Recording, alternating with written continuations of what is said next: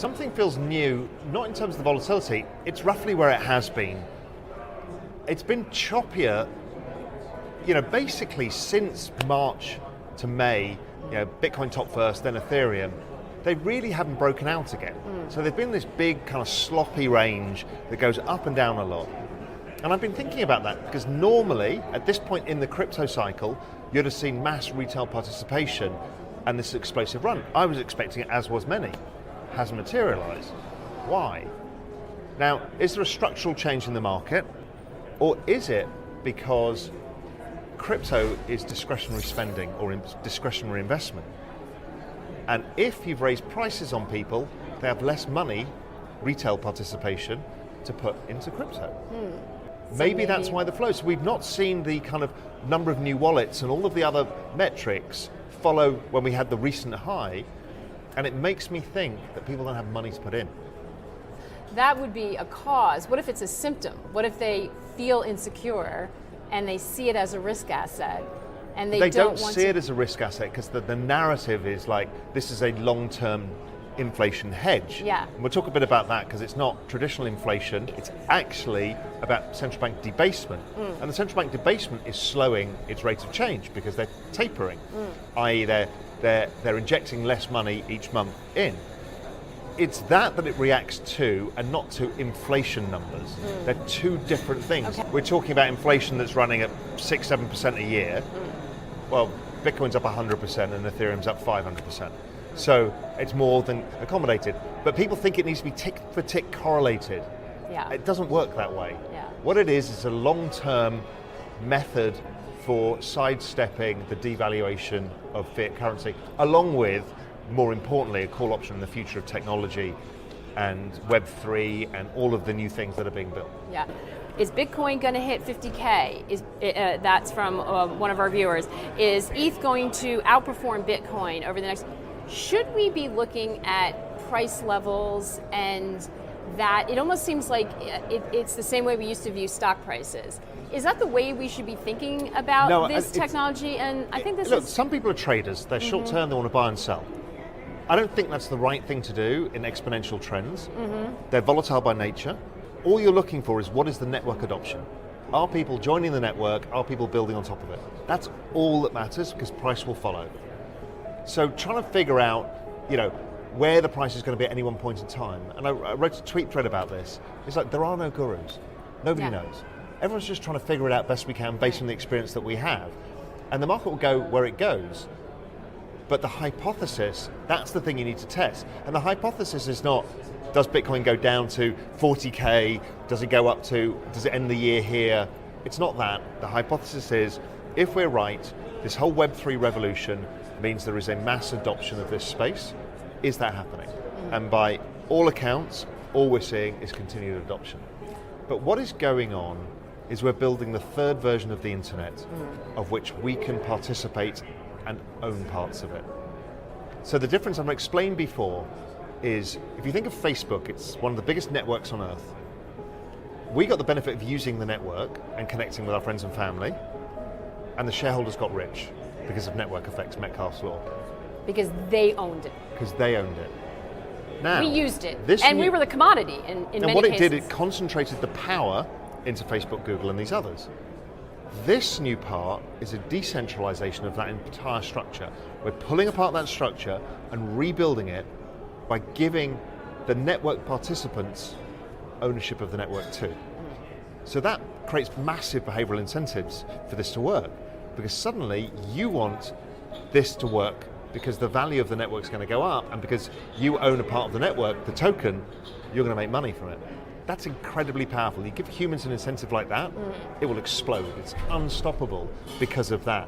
It also gets rid of or disrupts some of the existing problems of these massive corporations having control over the internet, what we see, what we read, how we operate, in so much so that they affect our behavior to serve ads to us, create anger, create fear, and if we haven't seen that in this past year, I mean... Yeah, and also, I find it amazing that people worry about government and giving over our information to governments and stuff, when we've basically given everything to Google and Facebook. Yeah. everything we do, everywhere we've ever gone, what time we get out of bed, what time we check our phones, who we're with. They know every single part. Even those Nest cams in your house, the Nest creepy, in your house knows when you're on holiday, when you're back, what time you wake up, what room well, you you're know, in. because the ad pops up 5 seconds after you talked about something with apparently nothing on. So why does Google own Nest? Yeah. Because when you come into your house, what do? You put your phone down. So now it knows where you are in your house at any one point. Things that your phone is not giving you the information of, because your phone stops moving, but the house now tells you where you are. This generation of 30-something-year-olds, the millennials, got screwed over by the system. They have massive debts from education. Absolutely. They have no ability to buy property. They have no upside. They've got all-time record valuation in equity markets, real estate markets, bond markets. How are they supposed to make wealth? Right. So they are risk takers by nature. They learnt it in gaming. That's such an important point. Yeah, and so they come in a different mentality. Good for them. They will learn the lessons of what's too much they're betting on their options. They've also learned that crowd behavior works as well, and they can corral a community around an idea and participate together. So I just think it's different. And people look at the amount of options trading and go, this is excess speculation. No, this is a whole different group of people who trade in a different way. Much like when the systems funds and algos came into the market and was like, oh God, they're terrible, the world's going to blow up. No, they still exist, they just trade in a different way. So you don't think the gamification, people say that like it's a dirty word, the gamification of course they stock do, trading. because it's supposed to be about your RIA advising you how to invest, and it should be about value investing and cash flows, and how dare they buy bankrupt companies. Wow. I'm sorry, but nobody has the right to tell them what they should or shouldn't do. Yeah. That's the point of democratization. Well, because in the end, most people don't care. Ethereum, Solana, Bitcoin, they just don't care. Right now they care because this is the base layer of the networks and you can participate and you've made money from doing so. But the mass consumer adoption is how do I invest in the culture? I don't now need to buy just the Nike trainers, but maybe I can have my Nike NFTs in the NFT. Wait a second, so explain that, tease that out. For the individual, it's how do I invest in the culture? Yeah, and so you don't even think of it as investment. You just think I want to be part of Participation. this. I want to participate, and maybe I get the tokens for free. Maybe I buy some of these tokens. Maybe they cost me $10. But if I'm a great community member, it's a vibrant community. Let's say Lady Gaga's community, Little Monsters, was tokenized in its beginning. It will have gone from a small group to the largest music group in the world for a period of time. Imagine the unlock of wealth that does for everybody. And you're not robbing the pop star, you're creating new wealth. That's really important. You're not taking it from somewhere else. Well, you are taking it from some middlemen. Well, but that's a great point. But it is for the individual, like newly found wealth that would not be able, and new economic activity that wouldn't exist anywhere else. 20 million rabid fans who have tokens in your network, why do you ever need a marketing budget again? You don't. These guys are going to go onto TikTok, Instagram, anything, and create content around it, try and make people listen to the new song, because the more people who like the new song, the more the tour sells out, the more merchandise sells out, the more the NFTs sell out, the more the value of the token goes up, the more people come into the network. It's genius. Do you want to know one thing about crypto? I made over 3,000% in profit in a few weeks. Fact is, the traditional financial system, the traditional money system makes you poor, not rich.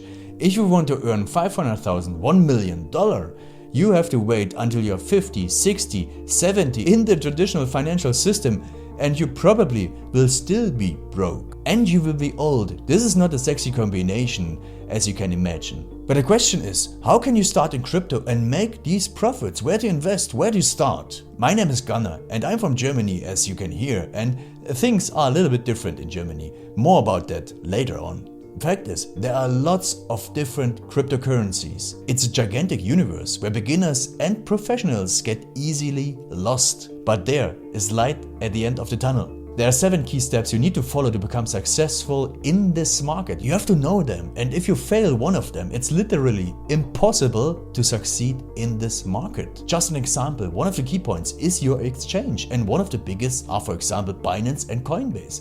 These are trusted and well-established exchanges, but, and this is a big but, you won't find the super profitable coins on those exchanges. The unknown super profitable coins that get gigantic profits are not traded on those kind of exchanges. They are traded on much smaller insider platforms that are barely known. And I can tell you what those super secret exchanges are and why they are so profitable. And another super important thing are the right information sources. The point is, the internet is gigantic. There are hundreds and hundreds of YouTube channels, blogs, pages, and much more. And there are also market makers and influencers. For example, Elon Musk, he is not a crypto guy, but the moment he recommended Dogecoin, it went through the roof, to the moon, so to say. But why did he recommend it?